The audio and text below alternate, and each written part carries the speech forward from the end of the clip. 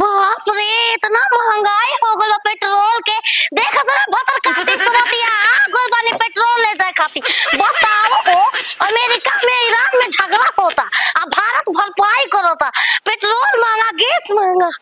नखी से चुरा ली का रे म पड़ लेते पीले तो खराबे से पहले पूरा कांड कर दे। हेलो ओए क्या कर रही हो ये?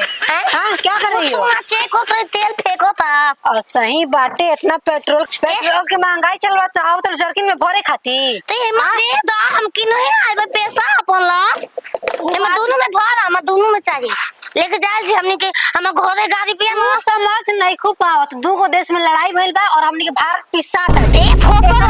लड़ाई के सब एज को जंग छिड़ जाई दाना तो जान तो नहीं खू तू जंग करबो भाई पेट्रोल पंप पे का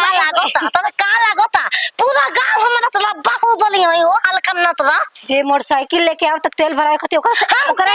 1 लीटर से बेसी पेट्रोल नहीं खे मिलत काहे काहे हमारी बात हम नुआ देख हमें जल कहां जाए अरे तो गाड़ी ले दे तनी पैसा हम गाड़ी में ना हम हेमा लेके जाए पागल हो को हेमा हेमा घर लेके जाला भरा फिर हम अपन पैदल चलब चला के तना गंतर गो धोर की लड़का हो कैसे धोर की देखत है साथ गिदारे आप भर बुक ना जब हाले पेट्रोल चोरी करोगे केस कर देंगे तुम पे समझ पेट्रोल पंप पर केस ठोक देंगे जी का हाल होता ई के अरे तो लबर रे लख रे आई उड़ावे लगा एका संग सुतत ना कभी ना ने को उतारे कभी ना कला बिना उतारो दिया इतना पागलपंती करती है तनी लूर सौर से बोला का चाहिए तू के हव रे मैंने सब्जी मंडी में आइलो हाला करतड़ू हमार के तेल में चाहता कौन तेल डीजल एगो में डीजल एगो में पेट्रोल का लीटर पूरा भर के चाहता 1 लीटर लिमिट बा हां का निमित बा केहू के मिली एक एक लीटर मेरी पूरा हम ले की पागल का हो 1 लीटर ही लिमिट बा और कुछ नहीं खे समझ में आई ए बच्चिया बच्चा बात डालिए ए हम भरा पहले रुको कितना जी बाबा 1 लीटर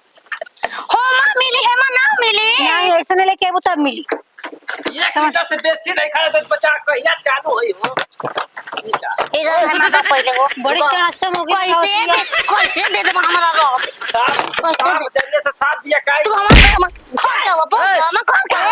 गरावा बदतमीजी नहीं के तारा समझ के शाम दबा के मुआ दे बाबा ना इंसान ना कचर कचर कइले बाड़ू कब से की देखा पेट्रोल डाल के फूंक दे अभी हम इज्जत करतनी मेहरारू के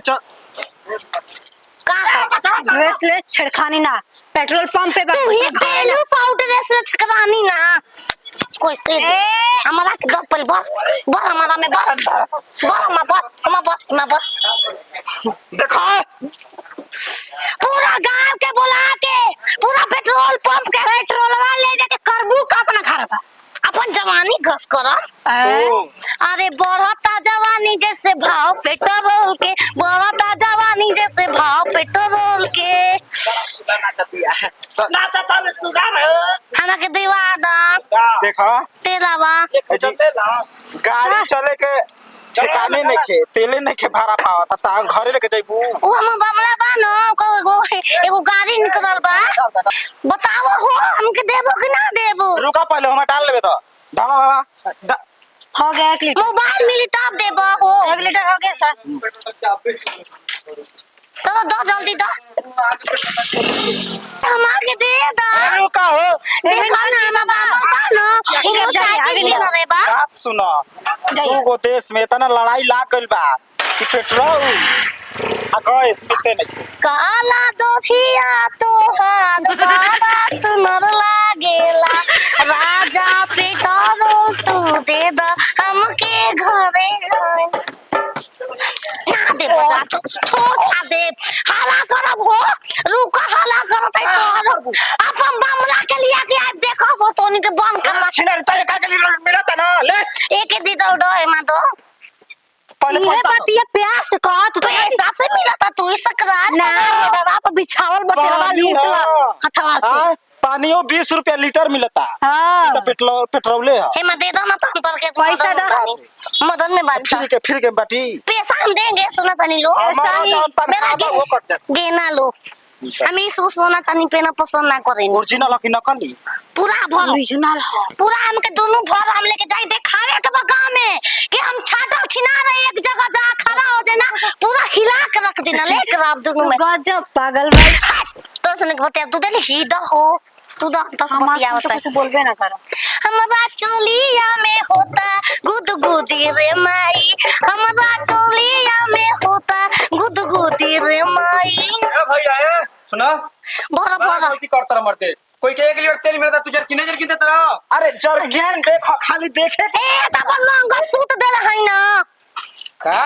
मंगा सूत दे रहा है अपन भता के निकल ना का है जब मिली। ए सर जी रो गलत करते टंकी का बड़ा नाम सुन जा तरफ 6 किलोमीटर तो पैदल आवत है। चौक पर के मशहूर टांग के हल्का ना तो लग रहा है कि भता के तो ना अब चले आदित्य टंगे के नाम सुन ले बानी। अदित हो अब काली खलबा आदित्य देखो आदित्य तेल टंक वाह वाह वाह वाह मिल गई मंगलसूत्र भतार के पहना हो पहले। ई बताओ कि तार भातार तेल मंगले बा कि तू अपने से आइल बड़ू लेवे? हम अपन नैहर पहुंचाई माई के बड़ी महादेव ए भैया पूरा टंकी पूरा बंद बा ठीक बा पूरा टंकी में तेल नहीं मिलत। ए ए जो जे सुन 1 लीटर लिमिट बा। ए जाके मानिक के हवे मानिक से तोनी के लड़वाई करो मालिक सुता रहे ना घरे अपना। भैया हई जर्किन लेके लेकिन ओही से नहीं खींचे तबे के लफड़ा कइले बड़ी भैया। कितना तेल चाहिए कितना तेल? चलो, एक दूरी एक लीटर के एक लीटर। लिए बस। ला जल्दबाजी में सर चौक ये गिर गई। हां ए मत तू हूं छथुए बकटू बड़ा का। अब जा भैया का में डालाई क्यों मर दो हे माँ हो या बेटी बाबू बाबा डीबा तू सरो के तेल तू ही सोच पर उधार मांग। ए भैया डीबा रख ले बलो डीबा तेल टंकिया पर डिब्बा का करी जा जा चुपचाप। फेकले हुए सब कुल लइका डीबा भाई आओ लेके आओ। गोठो रसोरी रिया वो पे आई ठल मुछिया बड़ा नीमन लागेला बलम तोर सावरी सूरतिया मोर मनवा मोह दे रहो हे नाच प ना चले का कर रे कबे के मार तुम भाग भाई होसरे के पहिले छो सुना एगो तो सही दवाई चलता ये बड़ा खटानी करवा देता नहीं हो तो में हर हियो राते टंकी उखड़ा देंगे दे में रख दे बता एगो दबवा रे फेंक देनी हो। ये चप्पल होता हमर ना हो ऐसा नहीं कुल गराहा का जइहन पता चली कि मैं दर्द बुखार खूब अब हम जाए बे जैसे हम ना तेल टंकी पर काम करब भले में अपन घर कोई के 2-4 गो बर्तन धो के तू पेट यही चिया ले। हमारा आम क्या होता है ई